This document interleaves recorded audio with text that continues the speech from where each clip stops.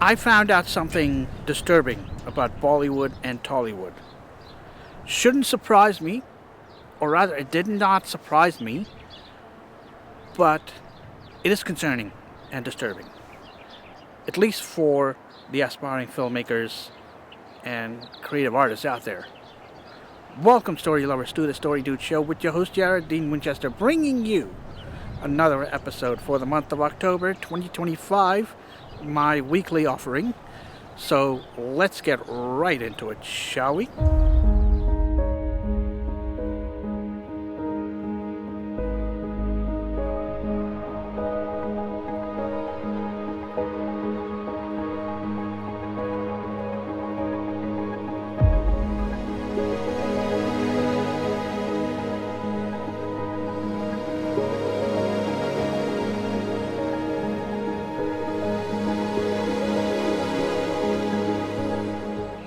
I'll be honest. I'm not going to lie to you. I was not surprised, to say the least. But, like I've said, it is concerning. It is concerning because what's happening is critics, self-appointed or otherwise, are walking up to aspiring filmmakers or a filmmaker or screenwriter or any other creative professional saying, look, I'm going to write you a good review, but I'm going to demand this amount of money from you. A certain amount of money from you. It ain't cheap. It's not going to be free. But if you don't agree to my deal, then I'm going to post bad review. I'm going to post a bad review. Now that's extortion by mere definition. So what needs to happen? Maybe we could use the critics' own logic and their own extortionism against them. For example, let's just say a self-proclaimed critic who's credible in the industry approaches you and you say to them, alright, if I don't agree to your deal, you're going to post a bad review trying to ruin my career, right? How about this? If you don't agree to my deal, I'm going to ruin yours by saying, I know you're a credible critic, but I'm going to find out all this deep, dark secret about you, and I'm going to ruin you. And if you don't want me to do that, you better give me a good review for my movie. The tables need to turn. But unfortunately, they don't. My solution is pretty simple. Avoid running into these types of critics. And if they do approach you, you tell them to F off. And you also tell them, not interested in your critic or in your offer, because I'm doing this independently. Because I did say time and time again, or rather a few times, that going independent is the way to go. Because, believe me, the films that I've been watching, both from Bollywood and Tollywood, and of course, Hollywood's not safe here. Hollywood's not in clear here.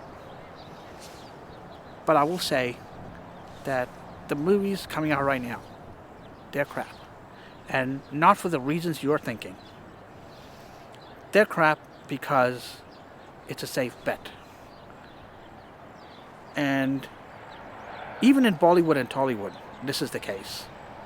The safe bet, yes, but there's also the risk of critics engaging in extortion. Now, critics, I will give them credit where it's due, and that is in Hollywood. They don't do that. But what they do is use all this terminology that has no bearing for films criticism. They throw out fancy smanchy words to make themselves look smart and make themselves look knowledgeable, but they ain't. All you have to do is read it. Read the critic. Read the criticism that you got. And if there's terms in there you do not understand, or let's just say, for example, I'll give you one example, and this example comes from when I submitted my script for critique to the Blacklist. Now, this is a website where people can go, or screenwriters can go, to submit their work, pay $50 per critique, and then have the critics review. Now, here's the thing. One may give you a favorable review, one may not. All I've gotten was a not so favorable review, because the critic in my case used the words convoluted and confusing in the same sentence. Now, if you look up convoluted, you will find that that word specifically means complex and confusing. So what this critic was saying, it's confusing and complex. See? That's redundant. You got to look out for things like that. You got to look out for red flags like that. And that's something that I advocate for. Now, a good critic will give you not just what didn't work and what just did work, but they'll give you pointers on how to improve it. They'll appreciate the finer things. They'll appreciate the nuance. But not these critics in mainstream cinema. They've got this fancy smancy way of critiquing other people and not being held accountable. You do not look to any further than Elvis Presley when he first started out. Now, you may think that when you get to Hollywood, it's all glamour, it's all flashy, high-class lifestyle, but you gotta understand, but to get there, there's all these struggles that you're not being told. You're being sold the glamour and all that stuff, the high-class value and all that, but what you're not being told is the struggles that got them there. Same thing with the rich people. You're looking at it, oh, now they've got money, but what it took for them to get there, you're not seeing evidence of that. So, that is the thing that I wanted to talk to you about. It is concerning. That needs to change. The extortionism in both Bollywood and Tollywood is concerning, but not surprising.